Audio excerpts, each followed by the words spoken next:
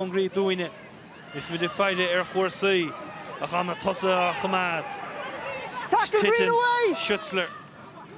Pioka Soas. I should get Toma. The draw and lean it. Arsanud Bronta. Here. Andre George Sosta. Agus Cade Marhus. Agus she. National Conless Stolum. Gahar Brew Erin Leroy. Agus Hafada Gurt. Umbrota. Well, Shinny Dog on the Hulty. Viern Urber, Gacrua, Honichidoa, Alahain, and Shin Agus Rishid, and Lira Zamach, Kupla Umper, Iantoch and Shin O'Neve Marley, Abby Miles, Lornach and Shin Freshen, Le Loveshaw, Iantoch, Kupla Passna Allen, Con Kelly McCormill, Agus Emma Jordan, Kurt 3 Bjorn. Lily Brady, O'Malish and Shinamach and Tanchkate. Hold back line. Gacreenike, Nishan Mall. Ola, Igira, Stoppacher. Shin Lushach, Shahuin, Connacht, Reich. Puig Meder on Nino, and Slua, Igira. Either Bru Harshin, Lina, Titchit, Harshin, Lina, Agus Hanu. I'm Shahid, Connacht. Yeah, Fraggerita and Shin on the Connacht. Lutu and Shin on the Shinamach, Agus Lily Brady, Agus Keiko Krinas Avisha. Tachtan Chakata, vi 5 no more, ag na Connacht sa Shinamach and Keder Shachtana, Sokrashida Shin and Tachtan Chakata, Agus Visha Shin, Anna Wa Freshen, Set Intach, Agus Picture Intach and Shin Don Rater, Agus Dirach and Fragger via Tassa. We're impacting the style of play. Well, just in terms of like that, the kicking, it's just very difficult to. So like territory-wise, it's going to be huge today. Whichever team, there we go. So whichever team just gets on top territory-wise should be able to get the win. So we just got to really put the pressure on, use that win where we have it, and pin them back there. You must be happy with that response from the line to the maul and finish up with a try. Yeah, delighted. We've been working a lot on that 22 attack in the last couple of weeks. So yeah, good to get that score off it.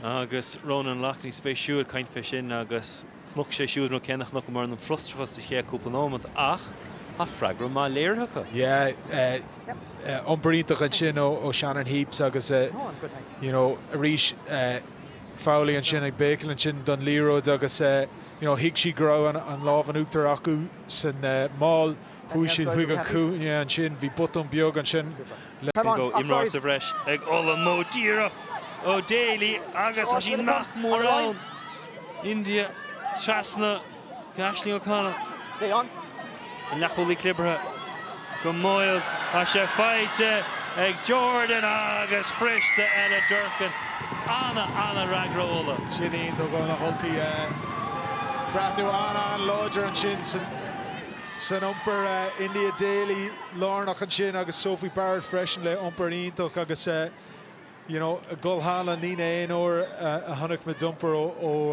na Hulty Agus Dyrach and Rud Kane o Hunnock mid Ona Connacht Gyorshi dan Lean Agus just fi Puntosh and the Hivrika Aku and Shin Agus Brugaloider Ego Connell Sheer Layer Derek the Hussin o Connacht Daly Gainchi Barna Egg and Der Yesh as she falls at Moint Contusig a her Der Tmoinach Shiri Bet Cregan Dummy Björk han Captain a Steg Yachar Shin Mar score oh Captain is all the Contusig a reached Iantoch on the Hulty Ashley O'Connor le Umper Iantoch Agus Lon Takiach le is an Arish India Daly Nilasam Kim Umper a top fight India Daly Gajisha New Ach Lornach the Gockrod Ma Tala Fekel on Shin o Unseen a Hulty Agus Neil Fragger Eg na Connacht and Ira o Heaven Cousins ach Creek do Iantoch on Shin Asa ach ní na Barney I'm sure go foil go Catama from McGonagall on the left side Elisha Shahoin Ryder and Luasa Ke Hashishtig Sahoin Agus Connacht Mehan Pussig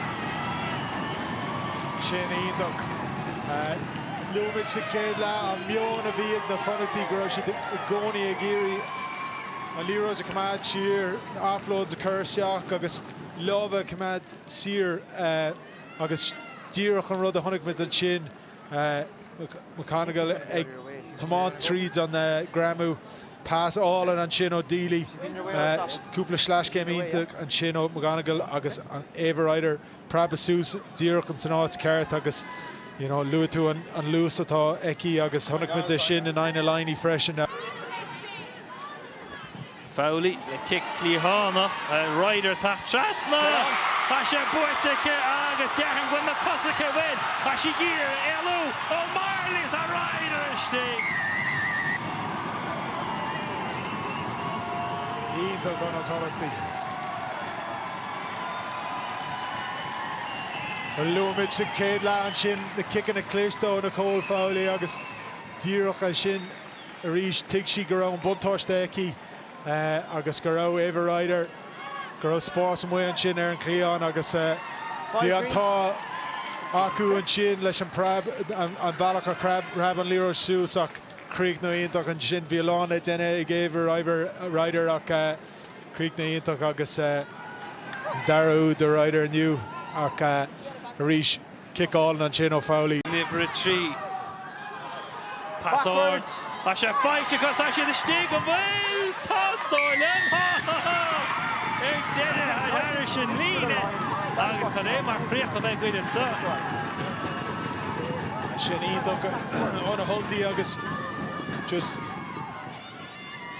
Idok Ekol the goal lahan on shin agus Keko Yeskis Visha shin pass all and Chino Ella Durkin agus Imaravi brand new on Don Sherrick's a kid lad on Eve Marley agus Rish slash came all and shin Condul trees agus Pusha the rash gonna ruddy bonus a shin gold trees na tussi agus you know brand new Kasula Butun on shin on job big Bron Cassidy and shin Conne Creek no agus lechen himra in Jov the Connacht na Eva Ryder or the wheeling of Vodafone Ireland so chun and gradam of runner irhe mar lech na himra Vodafone Ireland Toronto Minyo. Thank you. Eva Cochard must be delighted with that win. Yeah, we fought so hard. Like we trained really hard this week because we were so hurt from Munster last week. But I think the improvements really came to us and we performed on the pitch then. What was the big thing that stood out from the performance last week to this week? I'm sure you watched the tape and all that. What was the main thing? I just think we had so many work-ons and we were like, we just really needed to, we knew we needed to perform this week. And I think then coming into training this week, then we did that.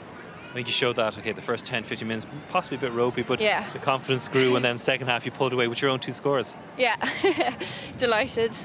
And then I suppose the performance altogether, 3 games played, 2 games won. I suppose start of the year, that was a bonus, is it? Yeah, definitely. Like a lot of people look at Connacht as the underdogs, and I think we took that with our first home game and we just gave Leinster the fight and we drove from that then. I suppose, do you care who wins next week? You're going to be playing Cork next week, so does the Munster-Leinster match, you keeping an eye on that?